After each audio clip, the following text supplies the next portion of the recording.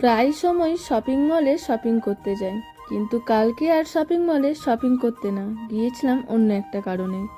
সেটা কী কারণ চলো তোমাদের সাথে সেটাই শেয়ার করব।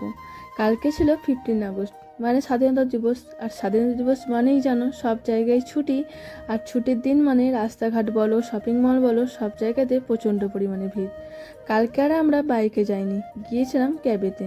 আসলে কালকে আমরা বেরিয়েছিলাম দুজনের জন্য একটুখানি, মানে দুজনার মতো করে একটুখানি টাইম স্পেন্ড করার জন্য। সেই কারণেই আর বাইক না, গিয়েছিলাম ক্যাবেতে। মলে ঢুকবো তার আগে এই নার্সারিটা একটু ঢুকলাম। আসলে আমাদের ঘরটাকে একটু একটু করে সাজাচ্ছি আমরা, তাই ভাবলাম কটা ইনডোর প্ল্যান্ট নিয়ে যাই রুমেতে রাখবো বলে।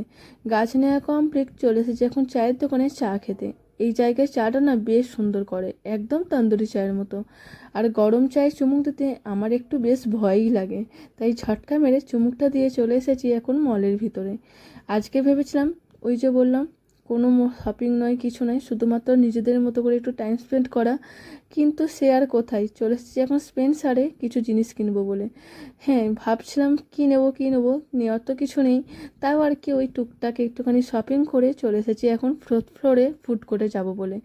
আর এইখান থেকে দেখো কত সুন্দর লাগছে, সবাই কেমন একসাথে নামছে, দেখতে বেশ ভালো লাগছে। তাই ভাবলাম একটু ভিডিও করে নিই। আর জানো তো কালকে স্বাধীনতা দিবস বলে এত ভিড় ছিল মলেতে, কি বলবো। চলে এসেছি এখন ফুড কোর্টে, খাওয়া দাওয়ার সাথে সাথে একটু নিজেদের মতো করে টাইম স্পেন্ড করব। নিয়ে নিয়েছিলাম একটা কম্বো সেট মোমো থেকে। এখানে ছিল মোমো, বার্গার, কোল্ড ড্রিঙ্কস আর ছিল চিকেন চাউমিন। বেশ সুন্দর বানিয়েছিল জানো প্রত্যেকটা জিনিসই। খাওয়া দাওয়া গল্প গুজব সমস্তটাই কমপ্লিট, চলে এসেছি এখন নিচেতে। এখানে এসে দেখি সবাই এখানেতে সেলফি নিচ্ছে। আমার বড় আমাকে বলছিল সেলফি নেওয়ার জন্য, কিন্তু কি বলতো আমার না একটু লজ্জা লাগছিল, তাই আর নেওয়া হয়নি। ওই একটু বললাম ভিডিও করে দিতে। ভিডিওটা কেমন লাগলো অবশ্যই আমাকে কমেন্টে জানিও, আর ভালো লাগলে অবশ্যই লাইক আর ফলো করে দিও। চলো এখন টাটা, দেখা হবে অন্য